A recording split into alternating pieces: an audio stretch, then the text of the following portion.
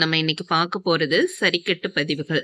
இந்த சரிக்கட்டு பதிவு ரொம்ப ரொம்ப முக்கியமான ஒரு 5 மார்க் கணக்குமா. கட்டாயம் உங்களுக்கு 11th ஆனுவல் அல்லது ஃபுல் ரிவிஷன் அரையாண்டுலேருந்து நீங்க எழுதுறீங்களா ஃபுல் போர்ஷனுக்கு, அதுல கண்டிப்பா இந்த இதுல இருந்து ஒரு கேள்வி இருக்கும். நீங்க எந்த கொஸ்டின் பேப்பர் வேணாலும் எடுத்து பார்க்கலாம். இருப்பாய்வு போடும்போது என்ன ரூல்ஸ் போட்டோமோ அதேதான். அப்ப சொத்துக்கள் எப்பொழுதும் பற்றிருப்பை காட்டும், பொறுப்புகள் எப்பொழுதும் வரவேற்பை காட்டும். அப்ப நம்ம சொல்லும்போது சொத்து பொறுப்புன்னு சொல்லுவோம், பற்று வரவு அப்படி ஞாபகம் வச்சுக்கணும். சொத்துக்கள்னாலே பற்றிருப்பு தான், பொறுப்புகள்னாலே வரவேற்பு தான். அடுத்தது செலவு நட்டங்கள், பெயரளவு விதி படிச்சிருக்கீங்க இல்லையாமா, அதே ரூல்ஸ் தான் இது. செலவு நட்டங்கள் இருந்தா பற்றிருப்பை காட்டணும், வருமானம் ஆதாயங்கள் இருந்தா வரவேற்பை காட்டணும். இந்த பேசிக் ரூல்ஸ் தெரிஞ்சா போதும், வேற எதுவும் நமக்கு தேவை இல்லை. அக்கௌண்ட்ஸ் போடும்போது நான் என்ன சொல்லியிருக்கேன், எதனோட கண்ணோட்டத்தில் போடணும், நிறுவனத்தோட கண்ணோட்டத்தில். அதனால நிறுவனத்தோட பாயிண்ட் ஆஃப் வியூவில் தான் போடணும், நம்மளோட பாயிண்ட் ஆஃப் வியூவில் நம்ம யோசிக்கக்கூடாது. முதல் மீது வட்டி அப்படிங்கிறது, முதல்ங்கிறது உரிமையாளர் நிறுவனத்துக்கு கடனாக கொடுக்குறாருன்னு அர்த்தம்.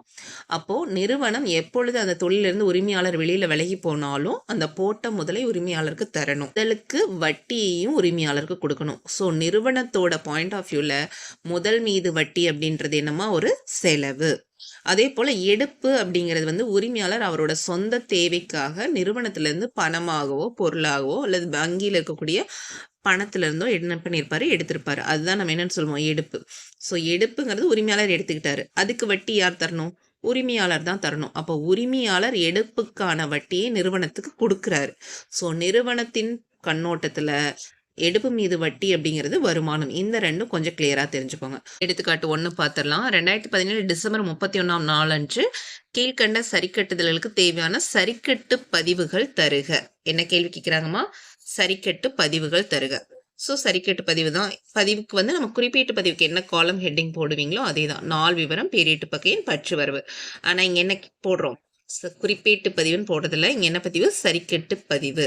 ஸோ இங்கே இருக்கிறது அப்படியே கேள்வி பார்த்துட்டு வாங்க. கொடுப்பட வேண்டிய சம்பளம் கொடுக்கணும் அப்படின்னாவே என்னமா பொறுப்பு, பொறுப்புகள் என்ன இருப்பி காட்டும், வரவு. இதை நோட் பண்ணிக்கோங்க, அதுக்கப்புறம் அது எப்படி எழுதணும்னு சொல்கிறேன்.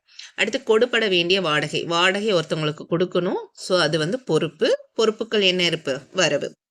அடுத்து முன்கூட்டி செலுத்திய காப்பீட்டு முனைமம், முன்கூட்டியே செலுத்தியாச்சு, திரும்ப நமக்கு வரணும், அதனால சொத்து. சொத்துக்கள் என்ன இருப்பு, பற்று. அப்படியே ஞாபகம் வச்சுக்கலாம். இந்த சே பக்கத்துல ஒரு துணை எழுத்து போட்டிங்கன்னா அது என்னது, சோ.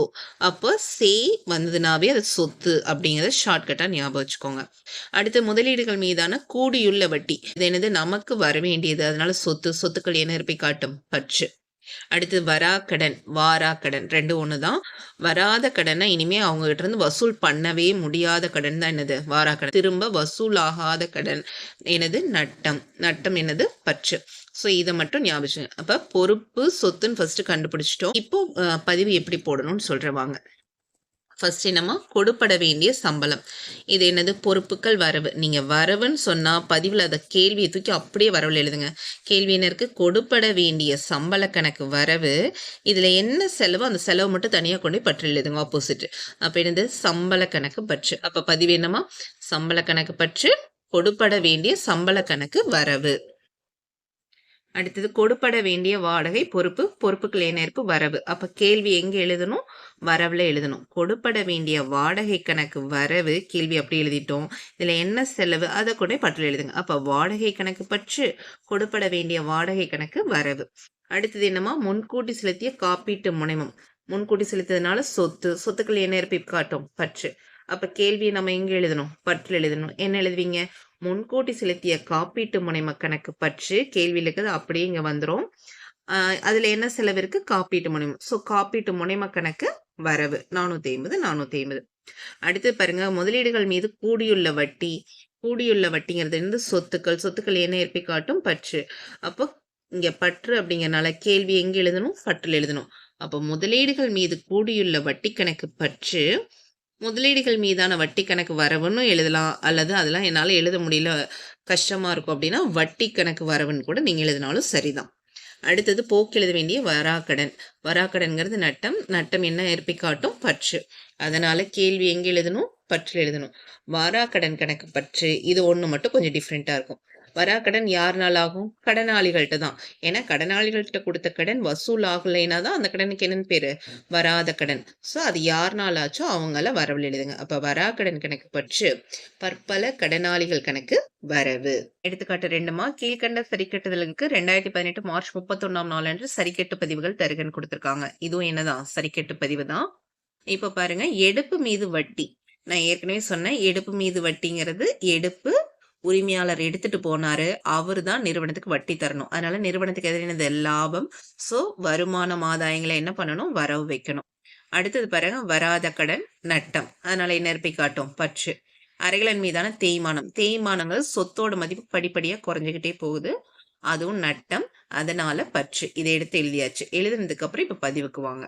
நமக்கு இங்க என்னன்னு போட்டிருக்கீங்க? வரவு. ஸோ கேள்வி எங்க எழுதணும்? வரவுல எழுதணும். அப்ப எடுப்பு மீது வட்டி கணக்கு வரவு, எடுப்பு கணக்கு பற்றுன்னு எழுதிடக்கூடாது. ஏன்னா முதல் மீது வட்டினாலும் முதல் தான் வரணும். எடுப்பு மீது வட்டினாலும் இன்னொன்னு என்னவா தான் இருக்கும்? முதல்ல தான் இருக்கும். இது வந்து நான் பயிற்சி கணக்கு போடும்போது உங்களுக்கு 2மே அடுத்தடுத்து வரும். அப்ப நான் சொல்றேன். ஸோ எடுப்பு மீது வட்டி இங்க வரவுன்னு போட்டதுனால கேள்வியை வரவுல எழுதிட்டீங்க. முதலும் முதல்ல தான் அட்ஜஸ்ட் பண்ணும். எடுப்பும் முதல்ல தான் அட்ஜஸ்ட் பண்ணும். ஸோ இன்னொன்னு என்னவா இருக்கும்? முதலா தான் இருக்கும். அப்ப முதல் கணக்கு பற்றி எடுப்பு மீது வட்டி கணக்கு வரவு 50, 50. அடுத்து வராத கடன் நட்டம். ஸோ இங்க கேள்வியில பற்றுன்னு எழுதிட்டீங்க. அப்ப நீங்களே எங்க எழுதணும்? பற்றுல. வராக்கடன் கணக்கு பற்று ஏரோ மார்க் போட்டிருக்கேன் அப்படின்னாலே யாருனால அப்படின்னு ஞாபகம் வச்சுக்கணும். அப்ப வராக்கடன் கணக்கு பற்று யாருனால ஆச்சுமா? கடனாளிகள்னால ஆச்சு. அப்போ வராக்கடன் கணக்கு பற்று கடனாளிகள் கணக்கு வரவு. அடுத்தது தேய்மானம். தேய்மானம் நட்டம். அதனால என்ன பண்ணணும்? பற்று. அப்ப கேள்வியை பற்றுல எழுதிக்கோங்க. தேய்மான கணக்கு பற்று எதனால ஆச்சு? ஏரோ மார்க் போட்டிருக்கேன். யாருனால? எதனால? எந்த சொத்துனால ஆச்சோ அந்த சொத்தை இங்க எழுதுங்க. இயந்திரத்தினால தேய்மானம் ஆச்சுன்னா இயந்திர கணக்கு வரவு, கட்டிடத்தினால ஆச்சுன்னா கட்டிட கணக்கு வரவு, இங்க அறைகலன்கிறனால அறைகலன் கணக்கு வரவு.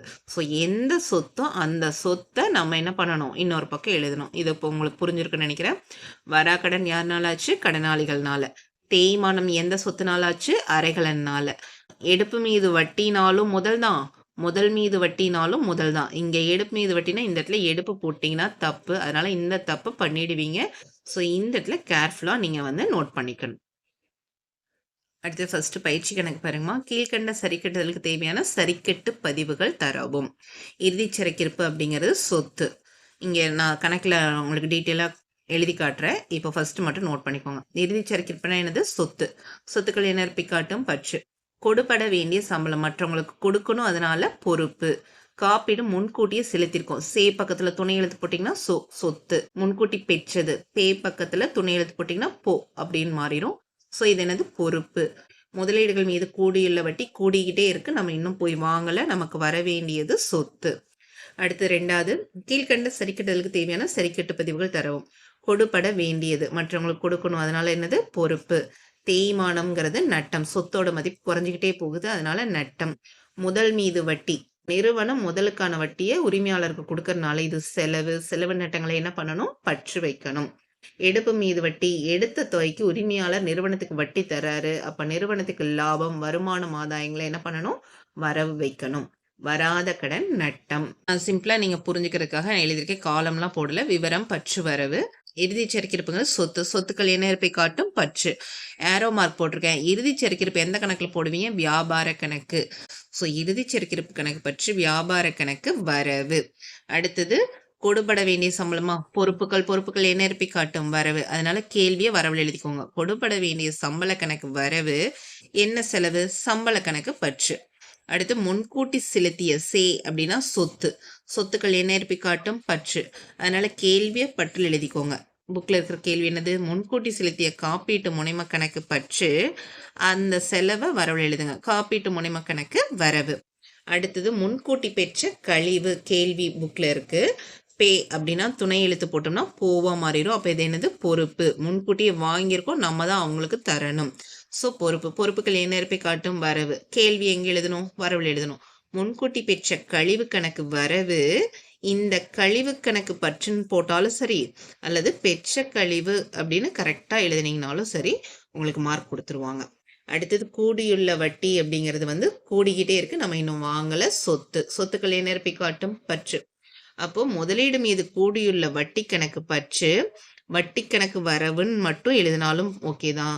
முதலீடு மீது கூடியுள்ள வட்டி கணக்கு வரவு அப்படின்னு எழுதினாலும் ஓகே தான். அடுத்து 2வது எக்ஸசைஸ் பாருங்கம்மா. இதுலேயே கொடுப்பட வேண்டிய கூலி கொடுத்துருந்தாங்க. கொடுப்பட வேண்டியதுங்கிறது பொறுப்பு. அப்போ கேள்வியில் இருக்கிறத எங்கே எழுதணும்? வரவில் எழுதணும். பொறுப்புகள் என்ன இருப்பை காட்டும்? வரவு. கொடுப்பட வேண்டிய கூலி கணக்கு வரவு. இதில் என்ன செலவு பண்ணியிருக்கோம்? கூலி. அப்போ கூலி கணக்கு பற்று 5000. அடுத்தது தேய்மானம்ங்கிறது நட்டம். செலவு நட்டங்களை என்ன பண்ணணும்? பற்று வைக்கணும். ஏரோ மார்க் போட்டிருக்கேன். எதனால் ஆச்சு? இயந்திரத்தினால ஆச்சு. ஸோ தேய்மான கணக்கு பற்று, இயந்திர கணக்கு வரவு 1000.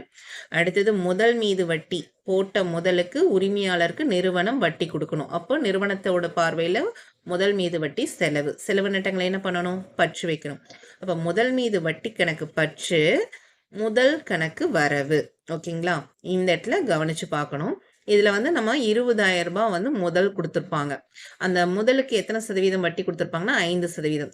ஸோ 20,000 பேருக்கு 5/100ன்னு போட்டு இந்த 2 ஜீரோக்கு 2 ஜீரோ கேன்சல் பண்ணிவிடுங்க.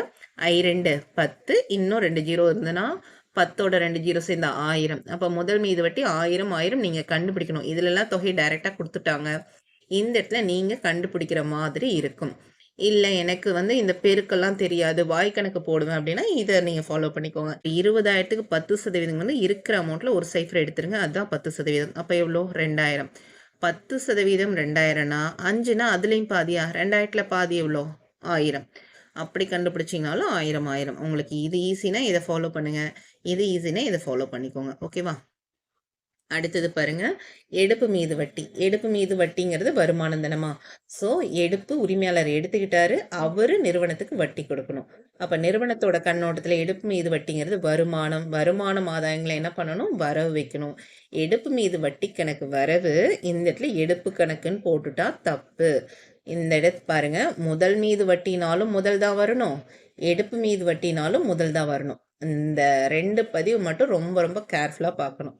முதல் மீது வட்டினாலும் முதல் இது எழுதிடுவீங்க. ஆனால் எடுப்பு மீது வட்டினா எடுப்புன்னு எழுதிடக்கூடாது. எடுப்பு மீது வட்டிக்கும் இங்கே என்னதான் வரணும்? முதல் தான் வரணும். ஸோ இது வந்து செலவுங்கனால பற்றில் எழுதுனீங்க, எடுப்பு மீது வட்டி வருமானங்கனால வரவில் எழுதுங்க. ரெண்டுலேயும் இன்னொரு வார்த்தை என்னவா தான் இருக்கும்? முதலாக தான் இருக்கணும். அப்போ இதில் டைரெக்டாக அமௌண்ட் கொடுத்துட்டாங்க. 50 அப்படியே போட்டுக்கலாம்.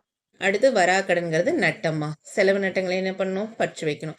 அதனால் வராக்கடன் கணக்கு பற்று ஏரோ மார்க் போட்டிருக்கேன். யாருனால ஆச்சு? கடனாளிகள்னால ஆச்சு.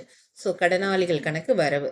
இந்த பயிற்சி கணக்கு 2மா, அதுக்கப்புறம் இந்த எடுத்துக்காட்டு 2, இந்த 4 கணக்கில் நீங்கள் வந்து பார்த்தீங்க அப்படின்னாவே கண்டிப்பாக ஒரு 5 மார்க் ஈஸியாக அழகாக நம்ம வந்து மார்க் எடுக்க முடியும். கட்டாயம் வரக்கூடிய கணக்கு.